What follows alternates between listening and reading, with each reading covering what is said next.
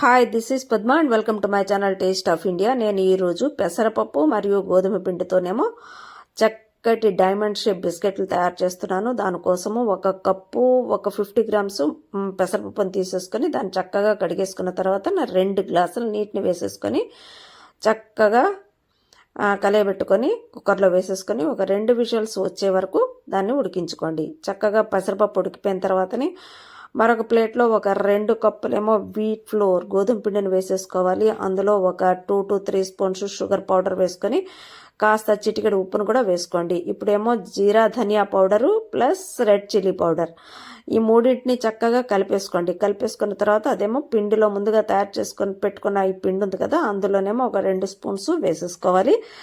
ఒక 2 స్పూన్స్ ఏమో అదే నువ్వులను వేసేసుకోవాలి. ఒక స్పూన్ ఏమో ఇక్కడ క్రష్ చేసుకున్న కస్తూరి మేథి, ఒక స్పూన్ ఏమో క్రష్ చేసుకున్న అజ్వాయిన్ అదే వామును వేసేసుకోవాలి. ఇదేమో కాస్త క్రష్ చేసుకొని చిన్నగా దంచి పెట్టుకున్న కొరియండర్ అది దాన్ని ఏమంటారు కొత్తిమీర కూడా వేసేసుకొని అన్నిటినీ చక్కగా కలుపుకోవాలి. ఈ మిక్స్ చేసేసుకోవాలన్నమాట. ఈ ఆటాలో అన్నీ వేసేసుకున్న తర్వాత అన్నిటిని మిక్స్ చేసేసుకున్న తర్వాత ముందుగా తయారు చేసి పెట్టుకున్న ఈ పెసరపప్పు ఉంది కదా, దాన్ని కూడా కలిపేసుకోవాలి చక్కగా. ఇప్పుడు చూడండి, అన్ని టేస్ట్ ఇప్పుడు చూసేసుకోవాలి. ముందుగానే చూసేసుకున్న తర్వాత ఇప్పుడు నాకు కొంచెం ఉప్పు సరిపోలేదు కదా, అందుకే నేను కొంచెం ఉప్పు వేసేసుకున్నాను. దాని తర్వాత ఇప్పుడు వేడి నూనెని మరిగించుకొని ఒక 3 to 4 స్పూన్స్ అందులో వేసేసుకోవాలి. కాస్త పలచగా అనిపిస్తే మీరు కొంచెం వీట్ ఫ్లోర్ ఆటాను వేసుకోవచ్చు. గోధుమ పిండి వేసేసుకొని కలిపేసుకొని ఒక థిక్ డౌల్ తయారు చేసేసుకోవాలి.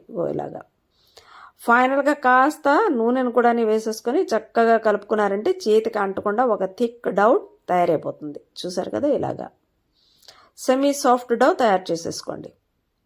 చేసేసుకున్న తర్వాతని దాన్ని మరి నానబెట్టాల్సిన అవసరం ఏం లేదు. వెంటనే దాన్ని చపాతీలాగా పల్చగా పామేసుకోండి. చూపించిన విధంగా ఎడ్జెస్తో సహా పల్చగా పామేసుకొని దాన్ని చక్కగా పొడవుగా కట్ చేసేసుకోండి. 1 by 1 కట్ చేసేసుకున్న తర్వాత ఇప్పుడు డైమండ్ షేప్స్ ఇచ్చేసుకుంటే అవుతుంది. లేదంటే స్క్వేర్ మీకు నచ్చిన షేప్లో మీరు కట్ చేసేసుకోండి. చూడండి, ఇలాగా డైమండ్ షేప్ నాకు నచ్చింది, అందుకే నేను అలా కట్ చేసుకున్నాను. మీరు కావాలంటే స్క్వేర్ షేప్ కట్ చేసుకోవచ్చు, లేకపోతే రౌండ్గా ఏదైనా కప్పు ఉంటే చిన్న కప్పు ఉంటే రౌండ్గా కూడా మీరు కట్ చేసేసుకోవచ్చు.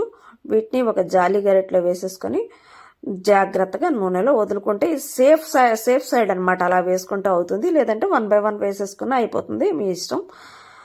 వాటిని ఒక గడి బాగా కదపకుండా వాటిని వేగనివ్వండి. దాని తర్వాత నెక్స్ట్ 2-3 మినిట్స్ ఉంచేసుకొని దాన్ని మధ్యలో ఫ్లిప్ చేసేసుకుంటూ గోల్డెన్ బ్రౌన్ వచ్చే వరకు చక్కగా మీడియం ఫ్లేమ్లో వేయించేసుకోవాలన్నమాట. చూసారా ఎంత బాగా వచ్చాయో, సూపర్ క్రంచీగా ఉంటాయన్నమాట. చాలా అంటే చాలా బాగుంటాయి.